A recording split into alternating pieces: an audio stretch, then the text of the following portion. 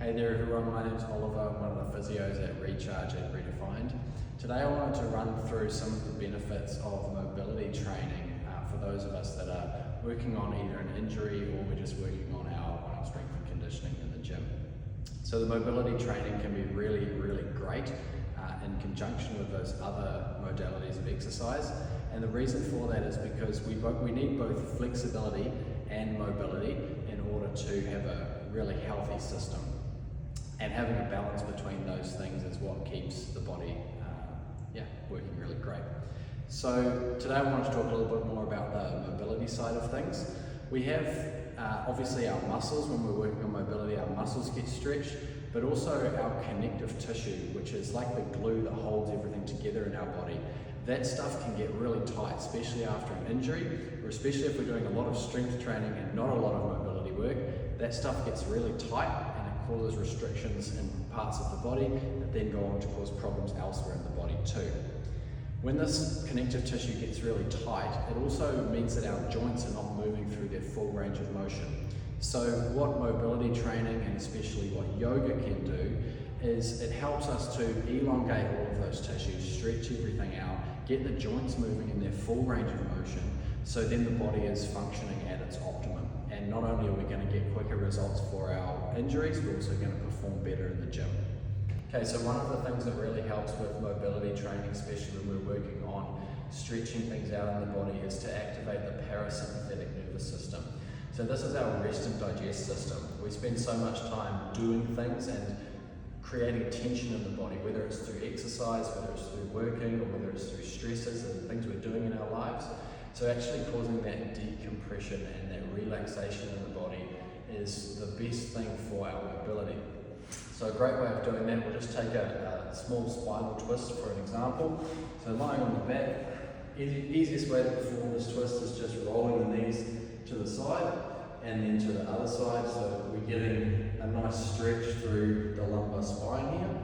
If you want a bit more of an intense stretch, you can go into a full spinal twist, placing the foot on the knee, hands out to the sides, and then twisting right over like so. A great way of activating that parasympathetic nervous system is to take some nice big diaphragmatic breaths while we're in any stretch.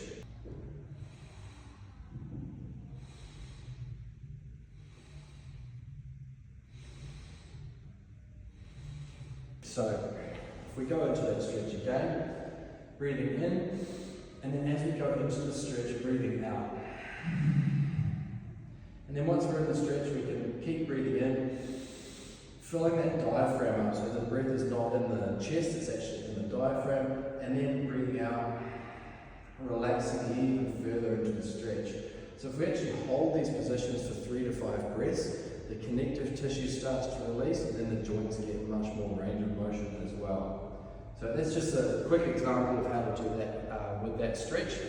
Another one would be in a lunge position. So there's different types of lunges, some of them are used for strengthening, but for this one we'll just talk about the mobility aspect. So we're all probably familiar with this hip flexor stretch here, but in terms of mobility, to stretch out that connective tissue, one thing we can do, pop the arms above the head and you really sink down into the hips. That way we're really opening through the entire front of the body, and we're getting the stretching of the connective tissue, but also the extension of the hip joint as well. And by putting the arms up in the air, that really encourages that connective tissue to elongate all the way through the front body. So again, breathing from the diaphragm, allow the stomach to expand, and then sinking deeper into the stretch on the breath out.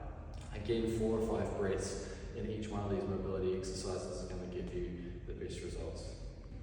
So a great thing to work on in regard to our mobility is to have a small morning routine that we can work on in the mornings before we get going during the day. When we're asleep, we're often hunched up in this position, our hip flexors get tight, our spine is in one position, and we feel a bit stiff and not really very mobile and active in the morning. So a great way to wake ourselves up in the morning and get the body moving nicely, and to help with our mobility is to do some stretching in the morning. And I found these 4 stretches to be really helpful in the morning. So the first one, we just stand, arms up in the air, feet together. You can grab onto the wrists with the interlock fingers, and we just breathe in, stretch up, and breathe out. Banana stretch over to the left. Diaphragmatic breathing, so breathing in and into the belly, and out, so if you can go a little further. And then breathing in, come up. Breathe in again at the top, and breathing out other side. So 4 to 5 breaths either side. Another great stretch in the morning is to stretch that hip flexor out. So we already showed this before, but coming into this lunge position with the knee on the ground, reaching up and feeling that stretch all the way through the front of the body. So from the hip flexor all the way up through the chest. Again, 4 or 5 breaths, and then swapping over, doing the other side. The third stretch is for the hamstrings and for the posterior chain of the body, so working on everything in the back. So breathing in, chest up, and breathing forward, just hinging forward from the hips, keeping that lumbar spine nice and straight. And then once you've come as far as you can feel those hamstrings stretching, then we can bring the head down towards the ground and just continue to stretch the hamstrings out, but also work on stretching that back out. And again, 4 or 5 breaths for that stretch as well. And the last one is a spinal twist. So we looked at this one before as well. So a nice simple version of this is just to be lying on the floor like so, rolling the knees from side to side. Okay, and I do 4 or 5 each way. And a little bit more of an advanced version of this is to pop the foot up on the opposite knee and to twist to the side.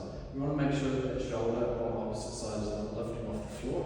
Okay, again, big deep breath into the diaphragm and breathe out. Sink a little further into the stretch.